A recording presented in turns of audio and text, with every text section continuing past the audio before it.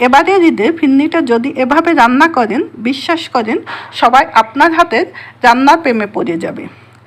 এই ফিন্নিটা আমি বাসায় যতবার রান্না করেছি আর যত মানুষকে খাওয়াইছি না কেন, সবার মুখে একই কথা, এর স্বাদ মুখে সারা জীবন লেগে থাকবে।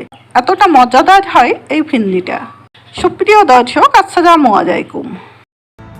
ফিন্নিটা রান্না করার জন্য এখানে আমি 1/3 কাপ পোলার চাউল নিয়েছি। এবার এটা 4 থেকে 5 বার ভালো করে ধুয়ে তারপর পরিমাণ মতো পানি দিয়ে আমি ভিজিয়ে রাখছি আধা ঘন্টার জন্য।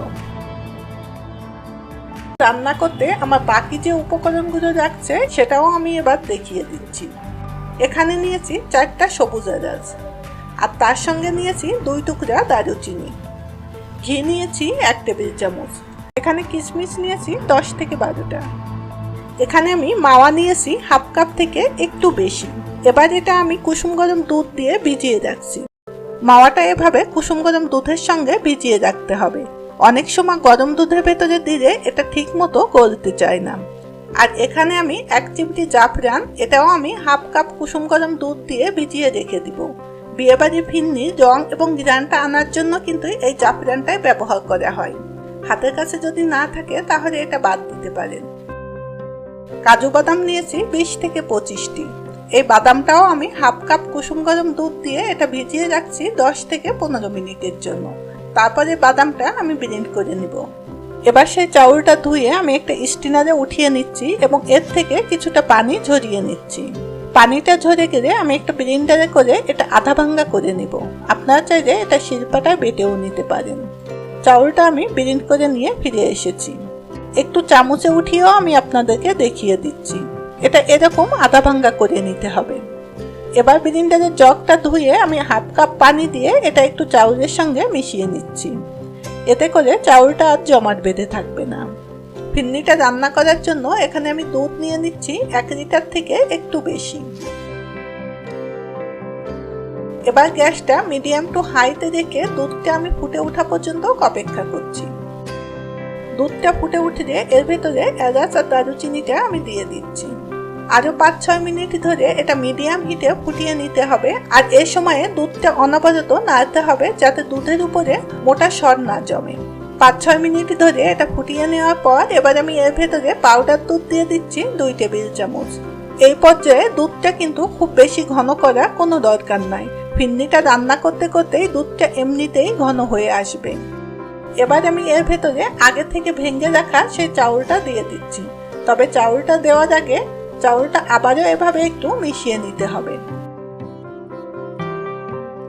গ্যাসটা মিডিয়ামের থেকে একটু কম রেখে এভাবে অনবরত নেড়ে চেড়ে ফিন্নিটা রান্না করতে হবে। চাউলটা সিদ্ধ হতে সময় লাগবে 20 থেকে 25 মিনিট। কোনো কোনো ক্ষেত্রে সময়টা এর থেকে আরো একটু কম বেশিও রাখতে পারে। আর এই সময় এটা অনবরত নাড়তে হবে, তা না হলে দুধটা ঘন হয়ে ফিন্নিটা আবার নিচ থেকে ধরে যেতে পারে। প্রায় 25 মিনিট ধরে এটা রান্না করে নেওয়ার পর চাউলটা এখন সম্পূর্ণ সিদ্ধ হয়ে গিয়েছে। এবার এর ভেতরে চিনি দিয়ে দিচ্ছি 1/4 কাপ। চিনিটা দিয়ে এটা একটু মিশিয়ে নিচ্ছি। লবণ দিয়ে দিচ্ছি পরিমাণ মতো। এই চিনি এবং লবণটা আপনারা আপনাদের স্বাদ বুঝে কম বেশি করে নেবেন। তবে চাউলটা সম্পূর্ণ সিদ্ধ হওয়ার পর এই চিনি এবং লবণটা দিতে হবে।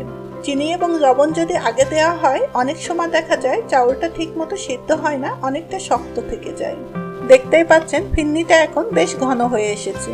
এবার আমি একে একে বাকি উপকরণগুলো দিয়ে দিচ্ছি। কিশমিশ দিয়ে দিচ্ছি 10 থেকে 12টা। এবার এর ভেতরে কাজু বাদাম বাটাটা দিয়ে দিচ্ছি।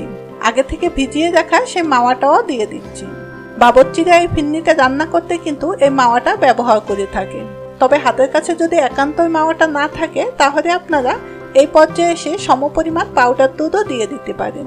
আগে থেকে ভিজিয়ে রাখা সেই স্যাফরনটাও দিয়ে দিচ্ছি।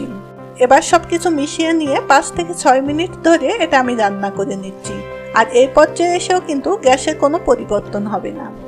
রান্না করতে করতেই দেখবেন ফিন্নির ভিতরে একটা ক্রিমি টেক্সচার চলে আসছে। এবার এর ভেতরে গোলাপ পানি দিয়ে দিচ্ছি 1 চা চামচ। আরো 2-3 মিনিট ধরে এটা রান্না করে নিলেই তৈরি হয়ে যাবে আমার বিয়ে বাড়ির শাহী ফিন্নি। এবার শেষ পর্যায়ে এসে দিয়ে দিচ্ছি 1 টেবিল চামচ ঘি। ঘিটা কিন্তু শেষ পর্যায়ে যোগ করতে হবে, এতে করে ঘ্রাণটা খুবই ভালো থাকবে। ফিরনিটা ঠান্ডা হতে হতে কিন্তু অনেকটা জমাট বেঁধে যাবে, তাই এরকম পাতলা থাকা অবস্থায় গ্যাসটা বন্ধ করে দিতে হবে। গ্যাসটা বন্ধ করে ফিরনিটা এভাবে নেড়ে চেড়ে একটু ঠান্ডা করে নিতে হবে। তারপর যে পাত্রে এটা সার্ভ করবেন সেই পাত্রে উঠিয়ে নিতে হবে।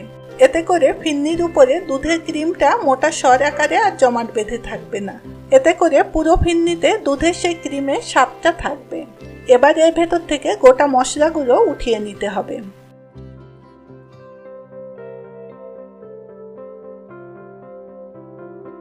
ফিরনিটা হালকা গরম থাকা অবস্থায় যে পাত্রে আপনি সার্ভ করবেন সেই পাত্রে উঠিয়ে নিতে হবে। ফিরনিটা সার্ভ করার জন্য আমি এরকম কাপ ব্যবহার করছি। যেহেতু বিয়েবাড়ির মতো করে ফিরনিটা রান্না করেছি, তাই বিয়েবাড়ির মতো করেই আমি এটা পরিবেশন করছি।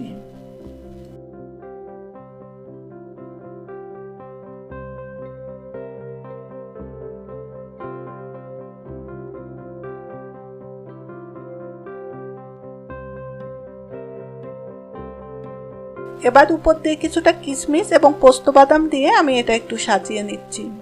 তৈরি হয়ে গেল আমার বিয়েবাড়ির স্টাইলে শাহী ফিরনি রেসিপি। ভিডিওটি পছন্দ হলে প্রিয়জনের সঙ্গে বেশি বেশি করে শেয়ার করবেন। আরও এরকম নিত্য নতুন ভিডিওর আপডেট পাওয়ার জন্য আমার চ্যানেলটি অবশ্যই সাবস্ক্রাইব করবেন এবং সাবস্ক্রাইব বাটনের পাশে থাকা বেল আইকনটি বাজিয়ে দিবেন। তাহলে নতুন কোনো ভিডিও আপলোড দেওয়ার সঙ্গে সঙ্গে আপনারা তার নোটিফিকেশন পেয়ে যাবেন।